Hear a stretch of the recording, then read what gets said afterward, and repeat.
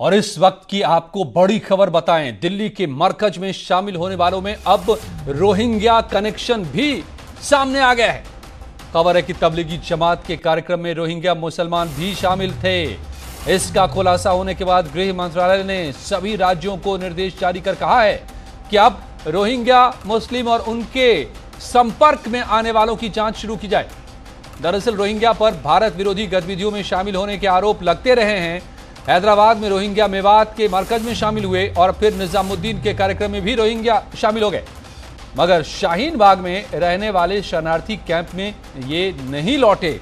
खबरों के मुताबिक तबलीगी जमात के काम से रोहिंग्या मुसलमान गए थे। इसके बाद कुछ रोहिंग्या पंजाब और जम्मू कश्मीर चले गए। अब जो रोहिंग्या की लोकेशन रोहिंग्याओं का मिल रहा है वो पंजाब के डेरा बस्सी में है। कहां कहां फिर रहे हैं ये देश के साथ विश्वासघात करने वाले लोग, क्या क्या कर रहे हैं, कौन सी साजिशें चल रही हैं, बड़े सवाल खड़े हो गए। अब तक जमाती कोरोना को लेकर मौत बांट रहे थे और अब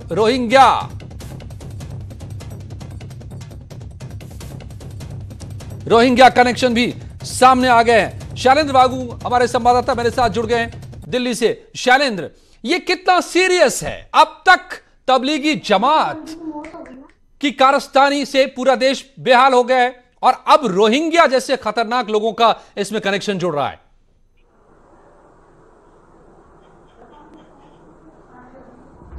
जाहिर तौर पर यह बहुत बड़ा चैलेंज है, बहुत बड़ी चुनौती है देश के सामने, सरकार के सामने, जहां एक तरफ तबलीगी जमात के जो वर्कर्स थे उनको ट्रैक करने में, उनको ट्रेस करने में इतने दिन लग गए और यह कहा जा सकता है कि देश में जितने भी कोरोना के केसेस हैं उसमें 30% योगदान कह सकते हैं वो जमात के वर्कर्स का है। 30% इसमें जो मरीज हैं वो जमात के हैं, दिल्ली में भी मौजूद हैं। लेकिन अब एक बड़ा खुलासा यह हुआ है कि गृह मंत्रालय की तरफ से चिट्ठी लिखी गई है सभी राज्यों को और कहा गया है कि रोहिंग्या मुस्लिम्स जो कि अलग अलग कैंप्स में रहते हैं देश में उन कैंप्स के अंदर जाएं, वहां पे उनको स्क्रीन करें। और माना जा रहा है कि बड़ी तादाद में रोहिंग्या मुस्लिम्स जो हैं उन्होंने, रोहिंग्या शरणार्थी जो है उन्होंने तबलीगी जमात के कार्यक्रमों में वो शामिल हुए थे।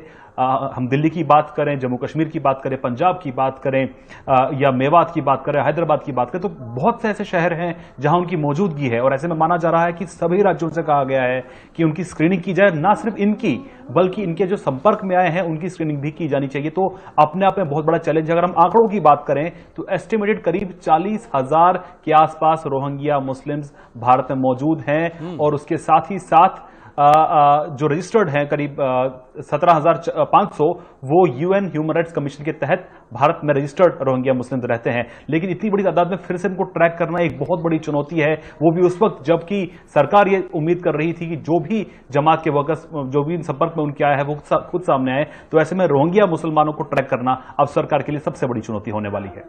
और कितनी इनकी तादाद रही होगी? जो शाहीन बाग में थे शरणार्थी शिविर में वो नदारद है, गायब है, लौटे नहीं हैं, तो कितनी तादाद इनकी रही होगी जो जमात में शामिल हुए और जो हैदराबाद से लेकर निजामुद्दीन तक में रहे?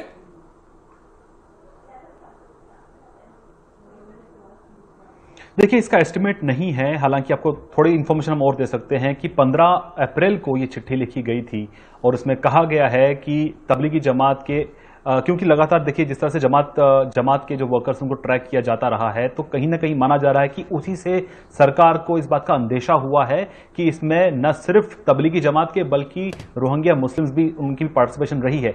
कितनी तादाद है इसकी कोई जानकारी नहीं है, चिट्ठी में भी इसका जिक्र नहीं किया गया है। लेकिन आपको जरूर बता दें कि इस चिट्ठी में सभी चीफ सेक्रेटरीज को, सभी डीजीपीज को और दिल्ली के पुलिस कमिश्नर को ये चिट्ठी एड्रेस की गई है गृह मंत्रालय की तरफ से और कहा गया है कि जितने भी रोहिंग्याज हैं उनको स्क्रीन करिए और उनके जो कॉन्टैक्ट्स हैं, जो कि उससे भी बड़ा एक आंकड़ा हो सकता है, उनको भी स्क्रीन करना होगा। तो जाहिर तौर पर एक बहुत बड़ी चुनौती है सरकार के सामने कि अब तबलीगी जमात के बाद वो रोहिंग्या मुसलमानों को भी इस तरह से स्क्रीन करें, उनके टेस्ट करने के बाद ही सच सामने आ पाएगा। एक बड़ी और चुनौती बनकर अब रोहिंग्या सामने आ गए हैं तबलीगी के बाद और दोनों का ये गठजोड़ अपने आप में बहुत खतरनाक इशारा भी कर रहा है और कोरोना से जंग में एक बड़ी मुश्किल फिर से सामने। धन्यवाद आपका शैलेंद्र इस वक्त इस जानकारी के लिए।